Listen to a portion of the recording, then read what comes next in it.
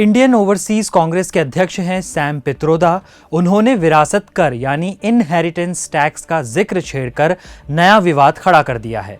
Sam Pitroda ने inheritance tax का समर्थन किया और अमेरिका का उदाहरण देते हुए कहा कि अमेरिका में विरासत कर लागू है। मान लेते हैं कि अगर किसी के पास $100 मिलियन की संपत्ति है और जब उसकी मृत्यु हो जाती है तो वो केवल 45% अपने बच्चों को अपनी संपत्ति ट्रांसफर कर सकता है और बाकी 55% सरकार अपने हिस्से में ले लेती है। ये एक दिलचस्प कानून है, ये सैम पित्रोदा ने कहा है। हालांकि बाद में कांग्रेस ने साफ कर दिया कि इनहेरिटेंस टैक्स का मुद्दा उनके एजेंडे में नहीं है, लेकिन राजनीति में राई का पहाड़ बनना कोई बड़ी बात नहीं है। लेकिन ये इनहेरिटेंस टैक्स क्या है, यही हम आपको इस वीडियो में समझाएंगे विस्तार से। लेकिन उसके पहले एक अपील है। अपील यह है कि स्वतंत्र पत्रकारिता को सपोर्ट करें। इसके लिए आप क्विंट हिंदी का मेंबर बने। मेंबर बनने के भी आपको कई फायदे मिलेंगे। ज्यादा जानकारी के लिए डिस्क्रिप्शन में दी गई लिंक पर क्लिक करें। तो जब भी बात विरासत को लेकर टैक्स की होती है तो उसमें दो तरह की टैक्स व्यवस्था की बात होती है। एक है एस्टेट टैक्स, दूसरा इनहेरिटेंस टैक्स। चलिए दोनों को समझते हैं। अब आज के भारत में ये टैक्स हमारे देश में तो लागू नहीं है, इसलिए हमें भी पित्रोदा साहब की तरह अमेरिका का उदाहरण ही लेना पड़ेगा। क्या होता है एस्टेट टैक्स? एस्टेट यानी संपत्ति। ये टैक्स उस व्यक्ति की संपत्ति पर लगता है जिसकी मौत हो चुकी हो। इसे डेथ टैक्स भी कहते हैं। ये टैक्स अमेरिका में लागू है। इसे संपत्ति के नॉमिनी पर नहीं लगाया जाता। अमेरिका में ये टैक्स 18% से 40% के बीच लगाया जाता है। मान लीजिए अल्फा नाम का एक व्यक्ति है, वो अपने पीछे 1000 करोड़ रुपए की संपत्ति छोड़कर गया है और नॉमिनी उसका बेटा बीटा है। ऐसे में बीटा को मिली संपत्ति टैक्स के दायरे में नहीं आएगी, लेकिन बीटा को संपत्ति मिलने से पहले उसके पिता अल्फा की संपत्ति में से टैक्स काट लिया जाएगा। अगर एस्टेट टैक्स 20% है तो 200 करोड़ रुपए का टैक्स काटकर 800 करोड़ रुपए की संपत्ति उसके बेटे बीटा को मिल जाएगी। अब समझते हैं इनहेरिटेंस टैक्स क्या है। अमेरिका में लागू इनहेरिटेंस टैक्स उस संपत्ति पर लगने वाला टैक्स है जो संपत्ति व्यक्ति अपनी मौत के बाद अपने नॉमिनी को देकर चला जाता है। यानी टैक्स नॉमिनी को मिली संपत्ति पर लगता है।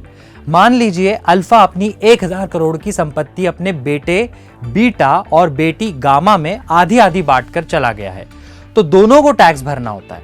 अमेरिका में टैक्स में छूट की लिमिट भी होती है। कई जगहों पर नियम है कि पत्नी को टैक्स नहीं देना होता।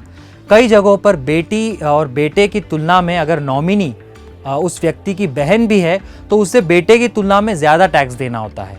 यानी टैक्स की दर मृत व्यक्ति से नॉमिनी के रिश्ते पर निर्भर करती है।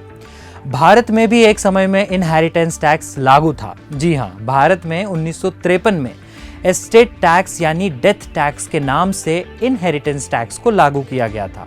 हालांकि भारत में इनहेरिटेंस टैक्स को लेकर अमेरिका से नियम अलग थे। भारत में यह टैक्स अमीरों पर लगाया जाता था, यानी सुपर रिच पर। वहीं मौत के वक्त संपत्ति की मार्केट वैल्यू देखी जाती थी और उस हिसाब से टैक्स लगाया जाता था। भारत में इनहेरिटेंस टैक्स अलग अलग स्लैब में लगाया जाता था। अधिकतम 85% इनहेरिटेंस टैक्स भारत में लागू था। मृतक की सभी संपत्ति को जोड़ा जाता था, जिसमें खेत, जमीन, सोना, उसके शेयर्स, गाड़ी, घर, बिजनेस आदि सबको जोड़ा जाता था। अगर मृतक की कुल संपत्ति 20 लाख रुपए या इससे ज्यादा है तो उस पर 85% का टैक्स लगाया जाता था। अगर मृतक की संपत्ति का मूल्य 1 लाख रुपए है तो उस पर 7.5% का टैक्स लगाया जाता था। इससे कम होने पर कोई टैक्स नहीं लगता था। हालांकि 1985 में राजीव गांधी की सरकार में वित्त मंत्री रहे वीपी सिंह ने इस टैक्स को खत्म कर दिया था। ये वही वीपी सिंह है जो आगे चलकर देश के प्रधानमंत्री बने। लेकिन भारत ने इनहेरिटेंस टैक्स को लागू क्यों किया था, अब ये जानते हैं। 1953 में भारत सरकार ने पाया कि देश में वेल्थ को लेकर स्पष्ट असमानता है, यानी कि इनइक्वालिटी, और तभी इस व्यवस्था को लागू किया गया। सरकार का मानना था कि इस व्यवस्था से असमानता में गिरावट आएगी, क्योंकि किसी अमीर व्यक्ति की मौत के बाद उसकी संपत्ति का कुछ हिस्सा भारत सरकार को भी मिलेगा, जिससे संपत्ति का बंटवारा देश में दोबारा हो सकेगा। साथ ही सरकार के टैक्स रेवेन्यू में भी बढ़ोतरी होगी। ये दोनों फैक्टर्स दिए गए। लेकिन फिर भारत ने इनहेरिटेंस टैक्स खत्म क्यों किया? ये टैक्स व्यवस्था 3 दशकों तक भारत में लागू रही। इस दौरान विपक्ष के साथ साथ कई अन्य वर्ग के लोगों ने, जैसे कई बिजनेसमैन ने भी इसकी आलोचना की।